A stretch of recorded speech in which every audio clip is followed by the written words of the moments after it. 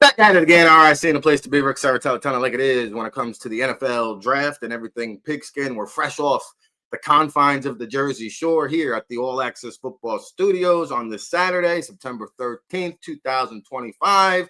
Broadcasting live around the universe. We thank you so much for welcoming us into your living room or wherever you may be watching on Facebook, Twitter, or YouTube. Please smash that like button while you're here. Share it, subscribe it. We're going to get into it today with our college football pregame show with a little bit of an NFL draft slant.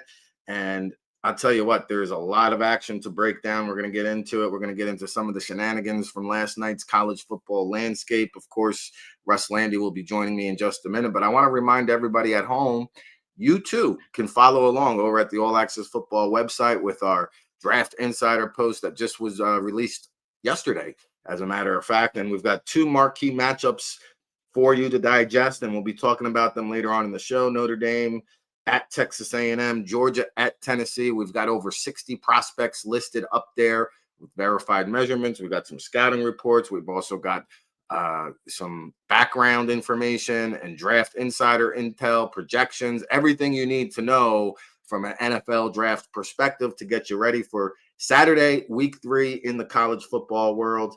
And boy, oh boy, did we have a fun time yesterday on the Football Friday affair with Brooks Austin joining us, the film guy, giving us a sneak peek. We're going to continue to keep it moving, keep it grooving.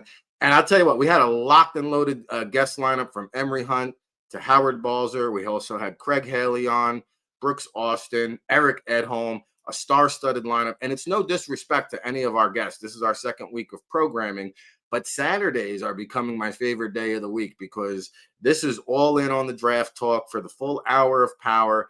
And to do that with me is a longtime scout from UCLA to the Cleveland Browns, the LA Rams, of course, CBS Today, the football GM and scouting course over at SMWW, a former XFL and CFL scout. He brings vast perspective from all sides of the globe. He is Russ Lande. He joins me right now on the All Access Football Daily Show. What's happening, Russ? Chiming in from Chicago. I know it's stormy over there. Good morning to you. Thanks for having me as always, man. There's nothing better than getting on and chatting with Rick and thinking about being over at his mansion on the Jersey Shore. I mean, what else could be better? Yeah, well, we are fresh off the beach. I had to cut my dip in the ocean short. It's a gorgeous day. I don't mean to rub it into anybody who's undergoing bad weather like Russ. And last week you were in the Orlando airport. This week you're in the Chicago storms. And we'll get into stormy weather, cloudy weather, sunny weather across the college football landscape. However, there were a couple games last night that I want to run through. Some guys we're going to just highlight, and a lot of quarterbacks on our draft radar that we're monitoring, including Fernando Mendoza, who just, they pummeled Indiana State, which was kind of expected. I mean, the line was 48.5, Russ. They won 73-0. Fernando Mendoza, 19-20, 270 yards, 5 touchdowns, no interceptions. You mentioned him last week here on the show. He's doing what he's supposed to do. Exactly. I mean, hey, you can't, as a player, you don't get to pick your opponent. That's the school they line them up. Your job is to go out there and play your best. Can you say, hey, is it the same as playing Alabama? No, but he made the throws he had to make in the game. He didn't make mistakes, and they won a big victory over a team they were supposed to beat pretty handily. It wasn't one of the ones where they came into an opponent and all of a sudden it was a squeaker, like some games are when big-time teams take on opponents. So you give him credit. He played very well. He made the throws. There's a lot to like about this kid in terms of potential for what he could be at the next level. Yeah, he's shooting up draft boards, very efficient. Just one ball hit the ground all game long. Very impressive from that young man. Of course, Syracuse in action, 66-24 over Colgate. The legend of Steve Angeli, Don Bosco Prep, New Jersey's own, 24-32 417 passing yards, 5 touchdowns, no interceptions. Ricky Collins even finishing that game for the Orange Man. And then Connor Wegman, the former heralded Texas A&M quarterback, now at Houston. Of course, Houston, they were facing Colorado, who started their freshman quarterback. But Connor Wegman rejuvenated from the dead here. He went 15 of 24, 222 passing yards, but showing off his mobility. 17 carries for 83 yards, 2 rushing touchdowns. And we also saw Kansas State. They fell to Arizona State 23-17. Avery Johnson's the guy that I'm cooling down on. I think he's a one-read quarterback. He looks to run the ball too much. You saw him running around there like a madman last night. Just 13 of 29 passing for 88 yards, 7 carries. He had some positive yardage, but he finishes minus 16 on the ground. And then maybe the most disappointing quarterback in the entire nation, Russ, over in UCLA.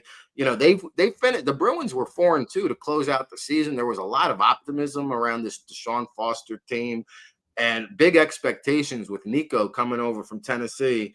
24-34, 217 passing, a touchdown, another costly fourth quarter interception for the second consecutive week. They can't get off the snide here. And if things keep going this way, he might be playing. I mean, this guy was considered a potential first-round pick at Tennessee. He might be playing himself out of a draftable grade altogether.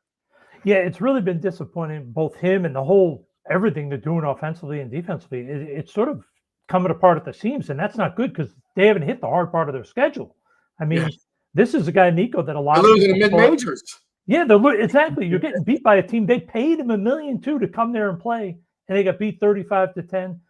This is one of those, to me, a little bit of that grass is always greener. They had Aguiar for them, and I think they thought, oh, we can upgrade. We're going to let Aguiar go. We're going to replace him with Nico. I think now they realize, you know what? When you have a solid guy, may not be a star, but a good, solid quarterback that knows your system, he's been there a year, why are you blowing things up? Because now they're bringing in a kid, and it's not to say he's not talented, but there's change. He's got to learn a new system, get comfortable in a new facility and a new, well, you want to say organization nowadays with these guys getting paid. It's just a bad sign. I have a feeling that this is going to be a 1 or 2 win season, which breaks my heart as a UCLA guy. But I hope it doesn't, but it could lead to major changes there, which is not what you want to see. But 0-3, losing to New Mexico State, 35-10 at home. It's not looking good. And you mentioned Colorado. I mean, I know that they're trying to figure this out without having that quarterback, but man, they got to figure out what's going on there because they are not offensively. They look lost. They're not moving the ball. It's not being consistent. They got to get it going. And Kansas State, you talk about them losing. Well, shoot, a week ago, they barely got out of North Dakota State, or North Dakota, I should say. They squeaked out with a win with 7 seconds left. So they're another team not playing the best football. So some of these big-time programs, they're on the fringe of, I'm not saying they're making changes, but I'm just saying on the fringe of bad years. Yeah, no doubt about it. And just, one last note from that UCLA New Mexico. That was the first time New Mexico beat a power conference team since 2008. And I think from an evaluation standpoint, you have to wonder also, like, it was all about the money with Nico. They forked over the $2 million or whatever it is. But you got to wonder, like, if I'm an NFL team and I hand this guy a big fat sack of cash, like, is his head really going to be all into it? I don't know. Something to think about as we digest the And also, I would add in there, most guys, you and I have been doing this forever. How many quarterbacks get worse with each year in college? Usually they get better with experience. So it's a little bit concerning that plays well, transfers, expected to be the guy. And it's not even that he hasn't been the guy. He hasn't even been a good starting quarterback. So you got to look at that and say, was the talent around him at Tennessee making him look better, giving him a big, strong pocket, giving him players to throw to? Now that he doesn't have all that talent, are we seeing the real him? That's got to be your concern if you're an evaluator. Yeah, he did have Antoine Juice Wells and Dante Thornton last year, which, his deep ball is a pretty one, but he only had 5 interceptions in 13 games a year ago. He's already got those 2 costly picks, fourth quarter, back-to-back weeks. So I'll be writing more about that in our scout notebook that comes out on Monday. But let's take a look at some of the games in action for today. You mentioned some programs that could be looking to make a change. Let's start off with the Florida Gators. who are at Baton Rouge taking on LSU. And, the cat calls have been down there in Gainesville this week. If they keep losing the way they do, there's some rumors there John Gruden could get a call. And you remember Florida's not afraid to make a splash. Back in the day, Steve Spurrier, they need a kind of boot. They've been at the bottom of the SEC, it feels like, and Billy Napier just not getting the job done.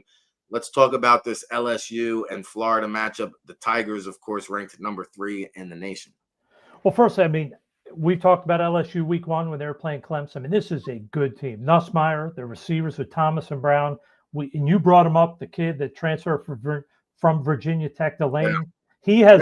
He's been playing lights out since we talked about him. Superstar. This guy, even though he's only 5'11", which there are NFL teams that really want taller guys now, but that's just a shade under average.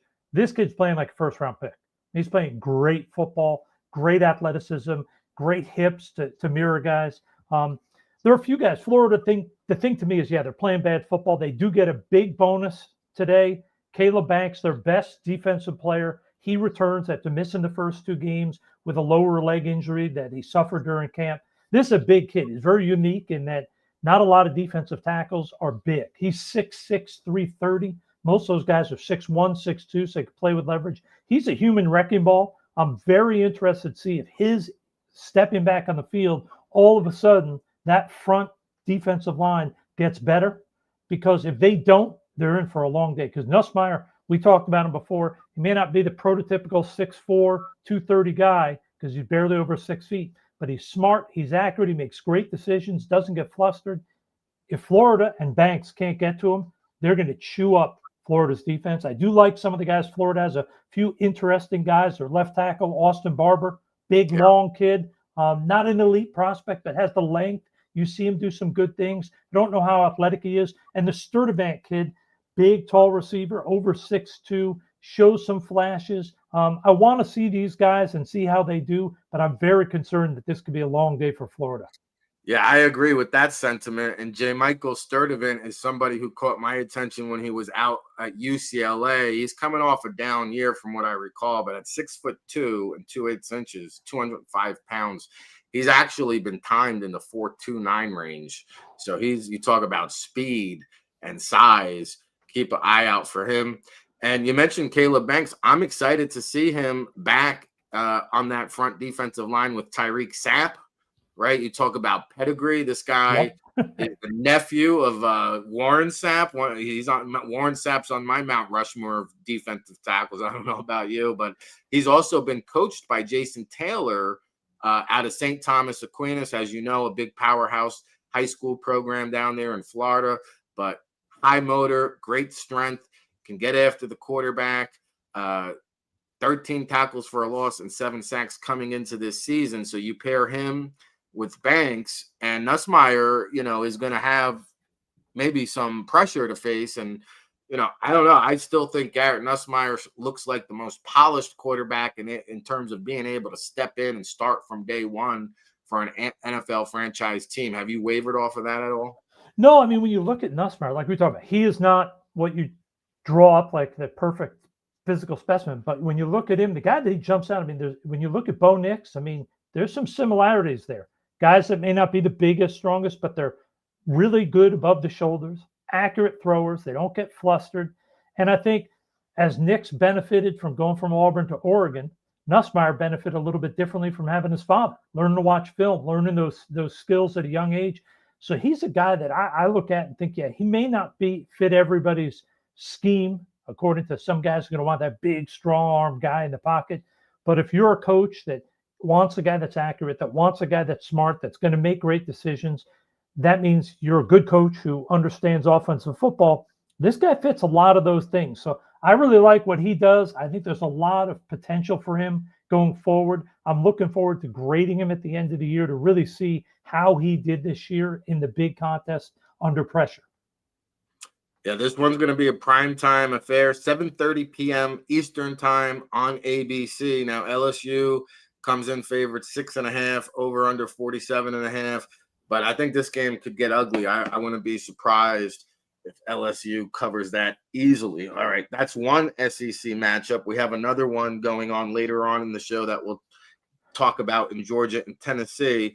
But let's turn our attention over to the ACC for a second as far as the Miami Hurricanes are concerned, because suddenly this wasn't a game they had circled on the calendar at the beginning of the season, right? With number 18 USF, who's knocked off 2 ranked opponents, Florida last week, Boise State the week before, both teams 2-0. Now this line, I was surprised. It's going to be 4:30 p.m. on the CW network. I was surprised Miami 17.5-point favorites in this one, 56.5 over under. But I think USF, if you watch this Bryce Brown, I think USF will keep this one much closer than 17.5. Oh, there's no doubt in my mind it's going to be a close game. I mean, we both, like I always say, we've been around a long time. One of the things I got told early in my career is if the guy throwing the ball, the quarterback, is the most important, then the guys who can knock him out are next, and the guys who keep him upright are next. Well, they got 4 guys on their offensive line at USF. When you talk at Schrader, McLaughlin, Best, and Herring, 4 guys that are at least on the NFL's radar as finishing their careers. When you have 4 guys that are NFL prospects on your O-line and an athletic quarterback who makes good decisions, even if he's not a premier prospect, they're going to keep this game close. They're probably going to be very efficient. Brown as a quarterback, he not only is smart, throws the ball well, he may not be the perfect thrower, but he doesn't put the ball in bad spots, and he can really run with the ball. Over 800 yards last year. So I think they're going to keep this close. I think Miami's a good team. Obviously, Beck, I think, has played better this year than he did last year, than what we had expected. There's been a little bit more consistency there. But I am intrigued to see how this offensive line does. And the guy I can't wait to see, I know you and me both having a little CFL pedigree there, Akeem Mesidor, the Canadian, number 3 for Miami. This kid, I think he's going to get an NFL shot. I think he's going to get drafted in the NFL. He's got to be, if not the best, the second best, maybe, Canadian prospect in all of America. And if he doesn't get a shot in the NFL, he'll be the first overall pick in the CFL draft. This kid is going to be a player in the NFL. I like him. He's got a little twitch. He's got a little thickness to him, and he plays very smart. Really an impressive football player. Can't wait to watch him again today. Yeah, Akeem Mesidor moved very well at 6'2" and 3/8", 273 pounds. He's got that inside-outside versatility, so he can fit into just about any scheme at the next level. He can get after the quarterback. He can line up on the edge. He even drops back in coverage occasionally and handles his own. I mean, this is a downhill attacker, high football IQ, plays through the whistle. Akeem Mesidor, I mean, I think he's a day 3 draft pick, but I wouldn't be surprised if he slides up draft boards. And, shout out to Mario Cristobal, what he's built there in Miami, because I mean, this team had the number 1 overall pick in Cam Ward a year ago, and they've got maybe 3 guys knocking on the first round door. I'm still a believer in Carson Beck based on the NFL scouts I've spoken to. They think he's a first round quarterback, and based on how he looks so far, I mean, he's got prototypical size, can make all the throws, obviously tremendous experience, high football IQ, somebody who did get the bag and you don't have to worry about it going to his head. In fact, I think he got a $4 million payday to come down there to Miami, and we've got him listed at just a shade under 6'4", at 6'3" and 7/8", 233 pounds. And then also his blindside protector, Francis Mauga, the offensive tackle there, 6'5" and 6/8", 315 pounds, out of American Samoa. But this is a mammoth tackle, true junior, powerful, ferocious mauler in the run game, tremendous strength, size, well-built lower body, and stout anchor. So Francis Mauga, Carson Beck, you talk about Reuben Bain Jr., another talented edge rusher there in Miami. This first round could be littered with Hurricanes once again. Yeah, there's no doubt. The talent is there, and I agree with you on Beck. I mean, there's definitely were inconsistencies. That's why he's not at the school he started at coming out of high school. But I think you see some maturity in him. He's not rushing things. You see him sitting there. He waits for things to happen. I think there's a little bit of a comparison, not as a physical talent, but in terms of maturity and decision-making, to Bo Nix, in that there was some disappointment at Auburn with Bo.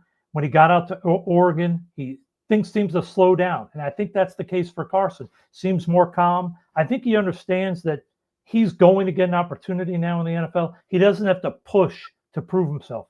Go out there and play your game.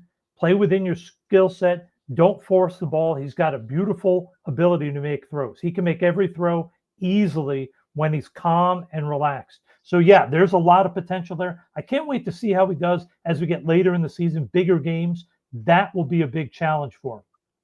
Yeah, and also I noticed the Hurricanes have not had any drops amongst their wide receivers this year, which is huge because Georgia, believe it or not, Georgia led the nation in dropped passes. He had 36 dropped passes by his wide receivers at Georgia last year. So haven't seen any of that. And I think you make a good point because like when you're, and I still think Nussmeier will be one, but if you're looking for a franchise signal caller and you've got to choose, for example, between a Lenora Sellers or a Carson Beck, I think it's an interesting war room conversation because you're talking about a guy who really has upside in Sellers, but it's more of a boom or bust, like I don't want to say an Anthony Richardson, but he needs to develop a little bit more as a passer. Whereas Beck might have a limited ceiling, but he has a higher floor and is probably the more safer pick.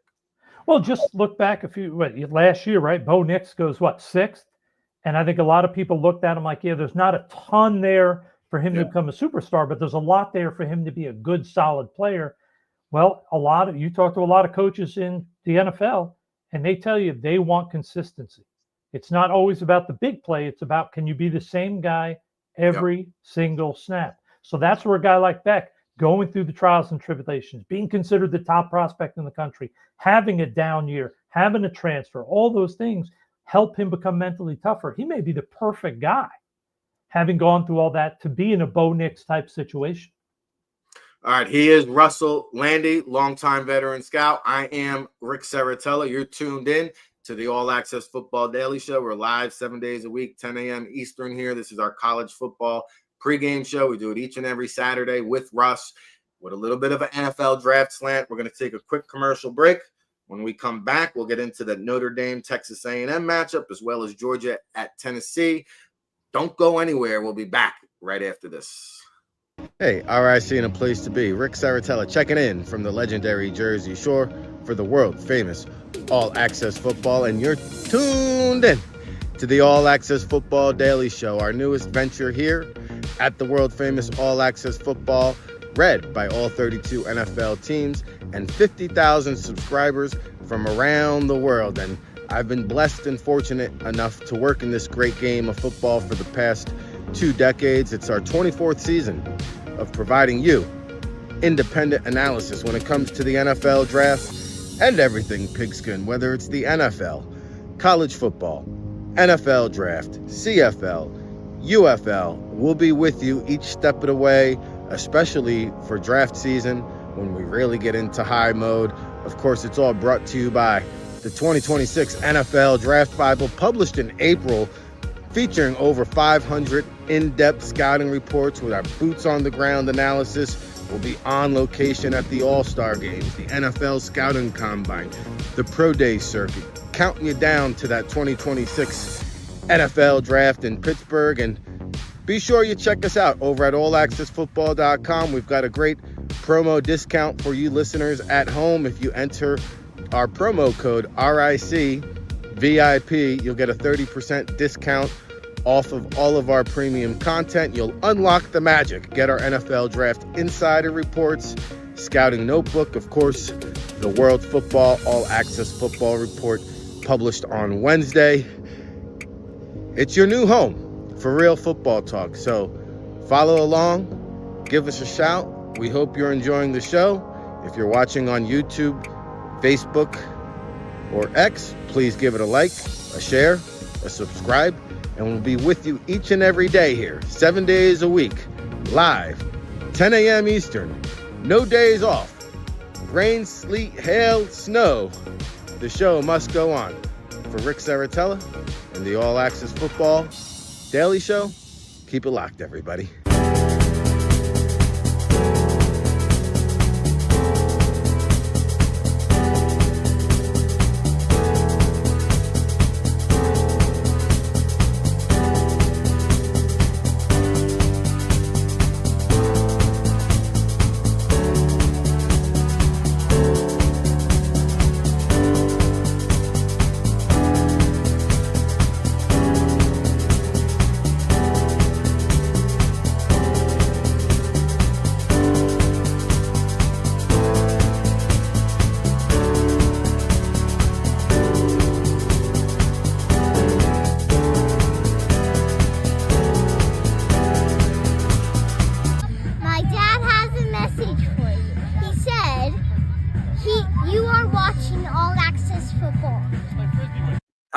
right, back at it again. All right, seeing a place to be. Ric Serritella, along with Russ Lande, here each and every Saturday. It's the All Access Football Daily Show. My favorite day of the week because we get into the NCAA action. We give you a little bit of a draft slant and analysis on the key prospects and the marquee matchups. And Russ, so far, we've broken down last night's action. We've broken down Miami at USF in the A block, along with LSU and Florida. Of course, a lot of action in the SEC today. Georgia and Tennessee we'll get to in just a moment. But how about Texas A&M, number 16th in the country, 2-0, taking on Notre Dame, coming off their national championship appearance. Of course, dropping the whole first game of the year. They're 0-1, but Notre Dame comes in as the favorite. 6.5 points over under here, 50.5. Of course, Notre Dame still ranked number 8, A&M number 16. What do you got here for us? Well, first, I think it's going to be a real tough game for Notre Dame. I mean, young quarterback, obviously, and A&M is pretty strong. You look at their O-line, they have 2 tackles that are legit NFL prospects. You have the kid, to me, one of the more interesting guys in the country, Zahn. Yep. Big left tackle, highly regarded coming into the year. The ideal measurables at 6'6", 318, but, and this is going to be a big but, that arm length under 32 inches. Yeah. That's going to scare some NFL teams. They're going to look at 6'6". They're going to see that he looks the part, but they're going to get a little concerned about the arm length. Whereas the other tackle, Demetrius Crowder, big kid too, 6'6", 330, but he has giant long arms, 35.5, 10-inch hands. It wouldn't shock me if he ends up being the guy that goes higher because teams are going to feel a little more comfortable putting him on the edge. Zahn, some teams may say he's got to go inside. It's going to be an interesting thing. I think Zahn athletically can be a tackle. I don't have any questions about that. I'm just saying the concern of NFL teams. We saw it with Will Campbell this year, and he was, 33 3/4. Yeah. This is 31 7/8. There's going to be a bunch of teams that get scared, although I do always like to point out, Brett Favre, when he won the championship, the Super Bowl, he had 2 tackles, both under 32-inch arms. So arm length may not be as important as how you use those arms, but just something to say. Also, A&M we talk about their O-line being pretty solid. How about Will Lee at corner, big, long, athletic corner, and then their D-line. You got big boys, whether it's Albert Regis, probably the top guy, playing inside tackle, sort of a DT type guy. Oniade and Hayes, 2 guys, one 290, one 260. They play sort of the edge guys in a more of a sort of a 34 sort of floating scheme. They have a good D-line. This is going to be a challenge for Notre Dame to protect Carr, and I think they're going to have trouble getting pressure on A&M's quarterback. So I think overall, this is going to be a challenge for Notre Dame. Not going to be as easy as people are making it out to be. Notre Dame's going to have to really play a good game, I think, to win this one. Yeah, this is going to be a tough matchup. Like I said, I'm surprised Notre Dame came into this one favored. I think that's some national bias there, but they've always turned out some quality offensive linemen. And again, even if they're not highly on the NFL radar, this Billy Schroth, 6'4.5", 310 pounds, out of Wisconsin. I'm surprised Wisconsin let this one get away, but Billy Schroth. Also, Emil Wagner is a redshirt junior offensive tackle, a shade under 300 pounds at 6'5" and 5/8, but incredible athleticism. And their center, Ashton Craig, also a redshirt junior. So 3 guys that could have a shot at the next level from Notre Dame. I'll stay on the Notre Dame side of the ball because, we had big expectations for Jeremiah Love, but the train just hasn't really been rolling here. At least in the first game, you saw Jadarian Price. They got that 1-2 combination punch there. But Notre Dame can score. Malachi Fields, wide receiver, very high on the radar. I actually like Jaden Greathouse, who you saw flash in the national championship. He's not as highly rated by NFL scouts, but I have a feeling when it's all said and done by season's end, he's going to be moving up some draft boards. And Christian Gray, a lockdown corner. They trust him, the junior, 5'11" and 6'8". So like Mansour, who you mentioned earlier, a shade under that 6-foot cutoff that NFL teams seek. But Gray is going to draw the assignment of maybe following around Kevin Concepcion for Texas A&M, who's also a junior, had a big-time season last year, 839 receiving yards, 320 rushing yards, and 10 touchdowns over at NC State during his freshman season. He's now over at Texas A&M, and I thought that was one of the biggest portal signings of the offseason. You mentioned Trey Zune, who I believe is coming off an injury. So in addition to the arm length, who I also had concerns watching him on film with the arm length, like I even wonder if they're going to think that's adequate enough to play guard at 31 inches. Like he just may need to start snapping the ball and kick it over the center. I'm not even joking. And then an underrated guy who maybe on the mainstream level, but somebody who I think is going to go higher than people expect is Le'Veon Moss, the running back there at 5'10" and 6'8", 206 pounds. Very good vision, speed, patience to run behind his blockers. And then you mentioned Albert Regis. While he's drawing those double teams in the middle, Kashish Howell, he had 3 sacks last week against Utah State, I think it was. Twitchy, bendy, 6'2", 249, explosive off the line of scrimmage. Keep an eye out for the combination of Kashish Howell and Albert Regis. One other guy I want to mention is Chase Bisnatis. I don't think he's going to declare this year, but he's out of New Jersey. Ramsey, you might remember Adam Bisnatis. He's an offensive guard. Chase, 6'5", 320 pounds, definitely on our radar, but I think he will remain in school.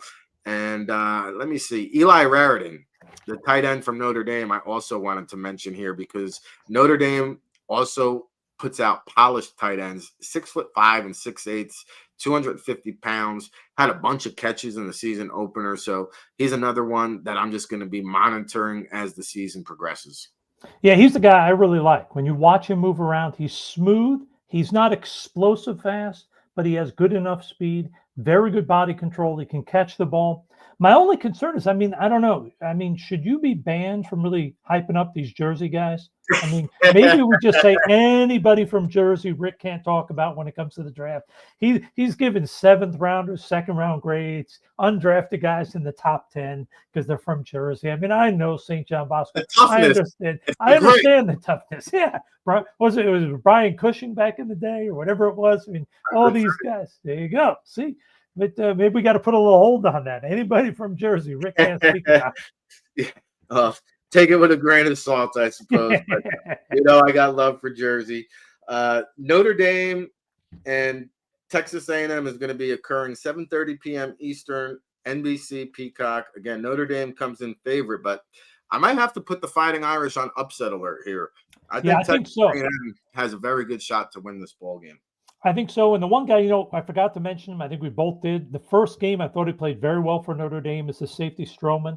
Yes. This kid, he's a versatile kid. He's not the big guy that a lot of teams are looking for, that 6'2", 215, but he's right at 6 foot, a little over 200. Athletic kid. He can come down. He can help in coverage, has a great feel for what's going on, and he's always around the ball. He's a good football player. I don't know if he's good enough to warrant jumping up into that 1st round area. But I think in that 2nd or 4th round, there's a lot to like about this kid. And I think he's got some potential as a guy that could be a safety. And if you're a team that's obviously every team's got 3 corners and you don't want to bring a 4th out, he could probably jump in, handle a little bit as a 4th corner here and there. So your defense doesn't have to swap out and bring in another DB. Like the kid, there's something about him when you watch him. He just seems to make more plays than you expect. Yeah, this game is littered with prospects, as I alluded to earlier in the show. Our draft insider report over at allaccessfootball.com, we have highlighted over 60 prospects just for the 2 games alone. The one we just talked about, Notre Dame at Texas A&M, as well as Georgia at Tennessee. You've got verified measurements, scouting reports, projections, insider intel. Go get that over at the allaccessfootball.com. And then let's talk about the marquee matchup of the week, which is the Georgia Bulldogs, number 6 in the country, 2-0, taking on the Tennessee Volunteers, number 15, 2-0. You mentioned Aguilar earlier. This one's going to be at 3:30 p.m. Eastern time, ABC. Now, Georgia has won this handedly. I think 9 of the last 10 or 8 of the last 9, they've won by double-digit points. This one a little bit slimmer. Georgia favored by 3.5, over-under at 50.5. And I know Tennessee is averaging 605 yards per game through the first 2 games, number 2 in the country. And Georgia has a top-ranked defense. So break it down for us, Russ. It's going to be a very interesting game because Aguilar, to me, has been playing very good football. very efficient, not putting the ball into risky spots. I think Georgia, yeah, you mentioned their defense. They have a lot of guys, and the thing is, they're young and fast. They're not a lot of guys that are going to be in this year's draft, but they are running around the field like they always do, rallying to the ball. It's going to be a challenge for Tennessee to put a lot of points on the board, but I do think that Aguilar will avoid turnovers. So they will probably keep it close. And Georgia, while they've been okay so far offensively, they haven't been as dominant as normal. And I think going against this defense is going to be a bit of a challenge. Tennessee's defensive line is pretty loaded. You have a lot of good prospects. They may not be frontline first-round guys, but you have 4 or 5 seniors starting and playing regular minutes on that defensive line, whether it's Bailey and Josephs. Josephs is the most interesting kid as an edge guy. Then you have Easton, and the kid Moy has really come on and sort of solidified himself as one of the starting DTs this year. And then they have 2 or 3 other seniors who are in the rotation. They are going to cause problems for Georgia's offensive line. I don't think, like I said, that Tennessee is going to score a ton of points, but I think Georgia's going to have trouble consistently scoring. I think this is going to be a close game, probably within a touchdown as it gets late in the game, because Aguilar is not going to make mistakes, and that defense of Tennessee is going to keep it close. And I also should mention Turntime, the safety for Tennessee, underrated football player, a good guy to have as your backstop, because you're going to have that D-line doing everything up front. He's the type who will keep everything in front of him and make sure big plays don't happen behind him. Yeah, I tell you, I like this kid Aguilar. I mean, I saw him 2 years ago at Appalachian State playing a torrential downpour, and he just lit it up. I mean, he was ice in his veins, rallied his team from behind. Very smart, it seems like, decision maker. And, you know, at this stage, I'd probably have to put him ahead of Nico in terms of a pro prospect. And, you know, Georgia, you mentioned their offense, a little bit of a different dynamic with Gunnar Stockton there, right? He likes to run the ball and take off a little bit more, probably not going to air it out downfield as much as Carson Beck would. So, like, if Aguilar and the Vols get up early, well, you know what? They very well could control the tempo of this game, because, you know, we've got some receivers here on the radar, but, like, which one is going to really step up? Noah Thomas, Dylan Bell, London Humphreys. They've got Colby Young down there. So Oscar Delp at tight end is another good pass catching prospect who's on the NFL radar. But, like, Georgia's going to make their money with the defense. CJ Allen, sideline to sideline, Mike linebacker there. He could sneak up into the first round equation at 6'1" 3/8", 235 pounds, runs just as fast as some of these running backs. And then Kristen Miller, defensive tackle, who's probably going to be a day 2 selection, redshirt junior if he declares, 6'3" 6/8", 305 pounds. Dalen Everett, a talented core. I mean, they got playmakers at all 3 levels of the all defense. over. Dalen Everett has been talked about now for several years. Good looking, 6 foot and 5/8 inches, 193 pounds. And then they got the transfers over from USC, Zion Branch and Zachariah Branch. Now, Zion was actually the more heralded recruit, but it's been Zachariah who's made the bigger impact for Georgia at the wide receiver spot. He has been one wideout who has delivered. Raylan Wilson at linebacker is another guy that we're paying attention to. And then our good friend Brooks Austin on yesterday's show pointed out to me Ernest Green III, the offensive tackle, whose film I really liked. He tells me there's a lot of injury issues there, especially concerning the back.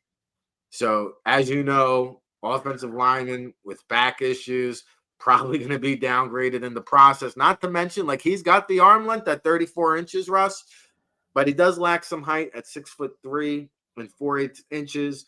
So Ernest Green, I think, is going to be an intriguing prospect come draft time, probably in that day 3 category. Over on the Tennessee side of things, we should mention Jamard McCoy, who's still out from that ACL back in January. And I question whether or not this kid even plays this year, because he's going to be a first-round pick. He just tore his ACL like 8 months ago. Let's be honest. I know guys come back in that time, but you really take like 1 to 2 years to recover from such an injury like that. I wouldn't be surprised if McCoy doesn't even play this season, but we'll continue to monitor his progress. Russ mentioned Joshua Josephs, 6'2" 5/8 inches, big gangly guy, 34, almost 35-inch arms, 83.5-inch wingspan. He is really, really up there with James Pierce now if he has the type of season that we expect him to. And we mentioned the Tennessee offense, like Chris Brazzell II, the redshirt junior, big-bodied receiver at 6'4", 200 pounds, making plays all over the field. One guy who popped onto my radar this year that I didn't really have up top in our running back rankings, but he's finally cracked the board, Star Thomas, the senior running back. He's got a great backstory, 5'11" and 5'8", 210 pounds, now on our NFL draft radar. And I don't know, man. I think I could see this game going down to the wire. I wouldn't be surprised if either team wins. It's at Texas A&M. It could come down to the last possession, but I could see the Aggies pulling this one out with the last second kind of dramatic field goal. Well, first, I definitely could see Texas A&M winning, but for Tennessee, the one other guy I should have mentioned, if Aguilar is going to be successful today, he's going to have to be conservative because Georgia is going to be flying around on defense. How about their senior tight end, Miles Kittleson? This is a kid that's got something to him. I mean, he's not a blazer, but he's a tall kid at 6'4.5", 260, runs decently, got good hands. So I think he's going to get a lot of balls. On a side note, the one thing that jumps out to me whenever I see Georgia, because they keep doing it year after year, they're loaded up since Kirby got there. And Kirby's the one coach who said, hey, we don't need to bring in a GM. We've got it figured out. We know how to recruit. We've got it organized. I do wonder if Georgia keeps winning and other teams have ups and downs, do other teams start to say, hey, are we rushing in to this whole GM and front office thing? Or has maybe Kirby got it figured out and understands that you don't have to change the whole, throw out the baby with the bathwater to deal and work in this new environment of NIL. Maybe you just make sure you're organized and efficient. Yeah, and one other guy on our radar here that we should mention, and as you know, he's been floating around the CFL neg list, it seems like forever. The former UAB quarterback, Jacob Zeno, is on the Tennessee roster. So I caught that one when I was doing my prep work for this game, but he was at UAB. I think he began at Baylor, 6'1", 209. And he does have some starting experience should something happen to Aguilar. But here's a guy, he might be a tryout body type of guy, but if not, could find his way up north. Yeah, and there are a lot of guys like that. The guys that are, because when you look at the CFL, and you and I have been up there, a lot of the top quarterbacks are guys that really never got much of a chance. Trevor Harris, record-setting quarterback, never really got an NFL look. Anthony Calvillo, the Hall of Famer, one of the greatest players ever, got one tryout after 10 years in the CFL. The kid with Montreal, Davis Alexander, no opportunities coming out of college. Unbelievable. Yeah. So it's like you look, and there are sometimes guys that are backups here. They start for a few years, and they become a backup in college. They don't get that chance. Then they go up there, and it blossoms for them. Obviously, there are guys like Chad Kelly and then Nathan Rourke, who were big-time players in the U.S. and went up there. But there are a lot of guys that sort of slipped through the cracks because they weren't elite players at top-end schools, and they get up there and they get an opportunity to shine. So, yeah, he's a guy you definitely have to keep an eye on. There's a lot of guys like him around the country that are right on that fringe of, are they NFL, are they CFL type guys? Yeah, like you alluded to, these teams are loaded with talent, blue chip prospects all over the place. And in fact, Georgia actually has 11 5-star recruits, which is just unbelievable. I think I saw they got like 23 4-star recruits, which is just absurd. For comparison, Tennessee boasts 4 5-star recruits of their own. But you talk about Kirby Smart, his ability to recruit, like I mentioned it on yesterday's show. I think he is the best recruiter in college football. It's what he has done is pretty amazing. I mean, I think there's obviously other guys who do a very good job, but I think what's so interesting, he's not only done it for now a long time, been there a while, but the college game is changing, and he has just kept on rolling. A lot of other programs have had to make major changes, and he hasn't. He's like, we got a system. We're going to obviously have to deal with the portal. We're going to have to do all that, but they've got a way that they're doing it, that they're not missing out and not having players come in and having 1 or 2 big down years. So what they've done at Georgia is pretty impressive. I still wonder if at some point some NFL team's going to come with a bag of cash big enough that he'll actually give it a shot and come to the NFL. Because if he keeps winning like this, at some point, someone's going to give him a bag of cash that's gigantic. He is Russ Lande, longtime scout with UCLA, Cleveland Browns, LA Rams. Of course, the XFL, CFL, NFL gives you all kinds of perspective with me here each and every Saturday for our college football pregame show with a little bit of an NFL draft slant, a lot of it, I should say. So we're going to take a quick commercial break. When we come back, we're going to put a ribbon on the show. So don't go anywhere. Hey, RIC and a place to be. Ric Serritella checking in from the legendary Jersey Shore for the world famous All Access Football, and you're tuned in to the All Access Football Daily Show, our newest venture here at the world famous All Access Football, read by all 32 NFL teams and 50,000 subscribers from around the world. And I've been blessed and fortunate enough to work in this great game of football for the past 2 decades. It's our 24th season of providing you independent analysis when it comes to the NFL draft and everything pigskin, whether it's the NFL, college football, NFL draft, CFL, UFL. We'll be with you each step of the way, especially for draft season when we really get into high mode.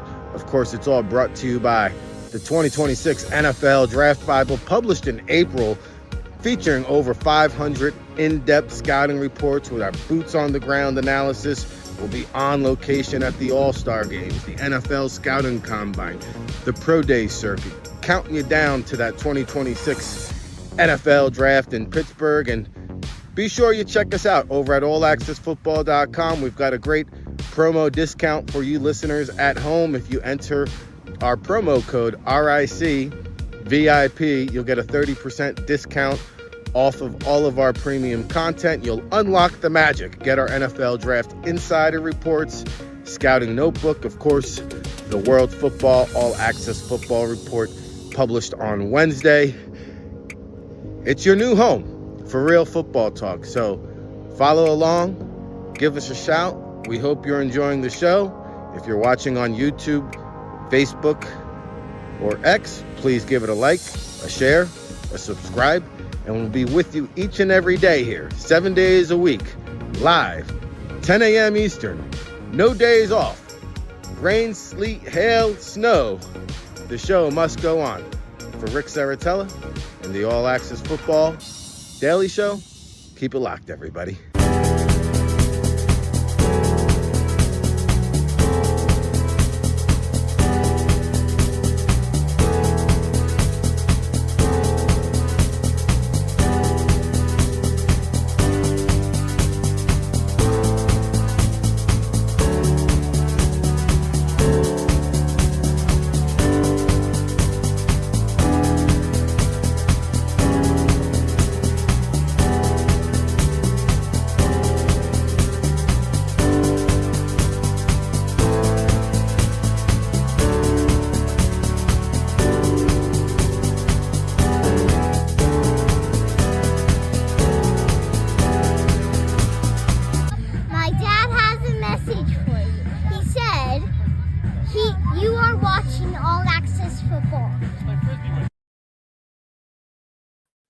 All right, seeing the place to be, Ric Serritella here on the All Access Football Daily Show with my guy, Russ Lande. All right, there we go. We're doing a lot here. We got the super producer and the host, Ric Serritella, in the building here. We're doing it all on this Saturday affair, getting you ready for the college football Saturday. And, you know, unfortunately, Russ, we have to take a minute to spend some time on Teddy Gavay, Teddy Ballgame, as I used to call him, and may he rest in peace. But, you know, we did the pop-up show 2 weeks ago and talked about our good friend, Craig T. Smith, somebody who worked with Ted Gavay. And then Ted, you know, losing his battle with cancer. Was it yesterday? It seems like a long week. But how about last night? Just an emotional, before we get into our personal experiences, just an emotional night in Hamilton. They beat Ted's old team, the Winnipeg Blue Bombers, where he won 2 Grey Cups, also a Grey Cup in Toronto, 3-time Grey Cup champion, gets the dream job of his hometown Hamilton Tiger Cats in January, and then gets the diagnosis. And here we are, unfortunately, having to talk about it again.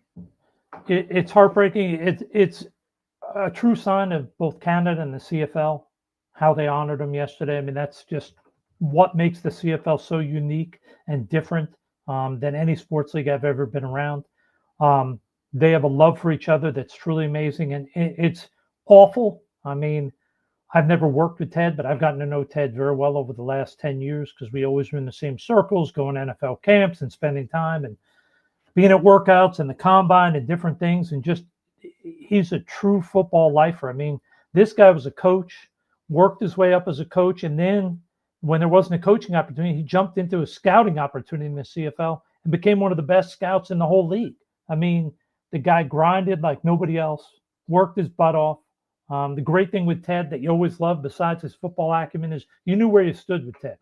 So what he wasn't gonna give you any BS. He was always honest with you. He's always going to tell you what he thought, and he really cared about really two things. I would probably say: Canadian football, from the lower levels all the way to the CFL, and just doing it the right way, being honest, being decent, carrying yourself the right way.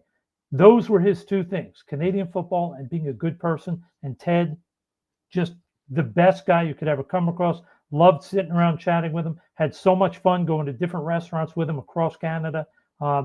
My good friend, Eric Delorier, who scouts for Winnipeg, was with me in Montreal for years, one of Ted's closest friends. He introduced us years and years ago. We had dinner at the Combine in Toronto, had such a great time. And just getting to know Ted over the years, it's heartbreaking to think that you land your dream job. For years, people in the league kept saying, why is he not getting a GM's job?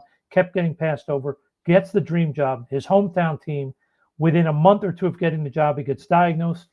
And now, 6 months after he's diagnosed, he's no longer with us. It's absolutely heartbreaking to see Craig Smith go and then see Ted go. It's just terrible. Yeah, it definitely hits hard. And I've known Ted for over 10 years. Crossed paths with them on the scouting trails. I mean, that was my guy on the sidelines at all these all-star games. We would shoot the shit and shoot the breeze, and had quite a few good meals and some good stories, and just a good dude, like, going out to eat with them and talking about life, not just football. We're going to miss Ted Gavai, and I know, like, the tributes have been flooding all over social media, and you've seen how many individuals he's touched and impacted. And a lot of people I've seen out there, hey, my first introduction to scouting was Ted Gavai. Hey, Ted Gavai took me under his wing, showed me the ropes. And in a way, he kind of did that with me as well early on in my scouting career. And can't thank Tom Goodhines enough, always showing us love here in the chat room, tuning into the show.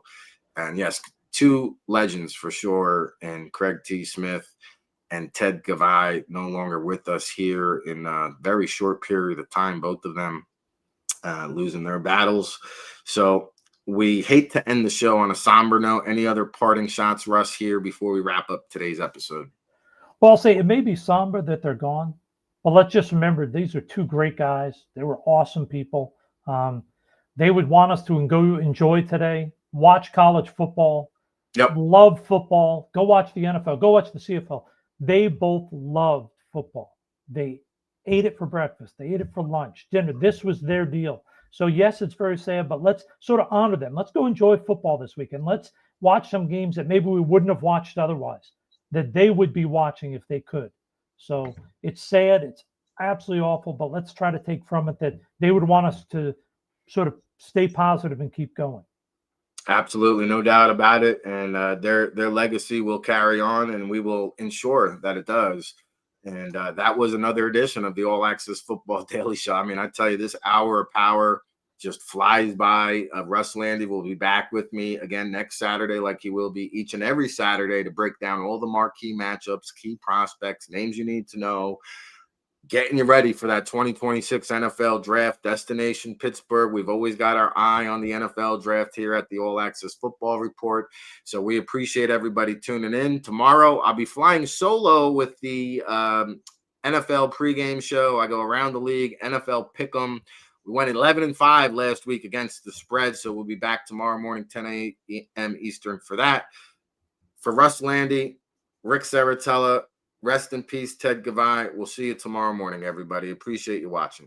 Hey, RIC in a place to be. Ric Serritella checking in from the legendary Jersey Shore for the world famous All Access Football, and you're tuned in to the All Access Football Daily Show, our newest venture here at the world famous All Access Football, read by all 32 NFL teams and 50,000 subscribers from around the world. And I've been blessed and fortunate enough to work in this great game of football for the past 2 decades. It's our 24th season of providing you independent analysis when it comes to the NFL draft and everything pigskin, whether it's the NFL, college football, NFL draft, CFL, UFL. We'll be with you each step of the way, especially for draft season when we really get into high mode. Of course, it's all brought to you by the 2026 NFL Draft Bible, published in April, featuring over 500 in-depth scouting reports with our boots-on-the-ground analysis. We'll be on location at the All-Star Games, the NFL Scouting Combine, the Pro Day circuit, counting you down to that 2026 NFL Draft in Pittsburgh. And be sure you check us out over at allaccessfootball.com. We've got a great promo discount for you listeners at home. If you enter our promo code RICVIP, you'll get a 30% discount off of all of our premium content. You'll unlock the magic. Get our NFL Draft Insider Reports, Scouting Notebook, of course, the World Football All Access Football Report, published on Wednesday. It's your new home for real football talk. So follow along, give us a shout. We hope you're enjoying the show. If you're watching on YouTube, Facebook, or X, please give it a like, a share, a subscribe, and we'll be with you each and every day here, 7 days a week, live, 10 a.m. Eastern, no days off, rain, sleet, hail, snow. The show must go on. For Ric Serritella and the All Access Football Daily Show, keep it locked, everybody.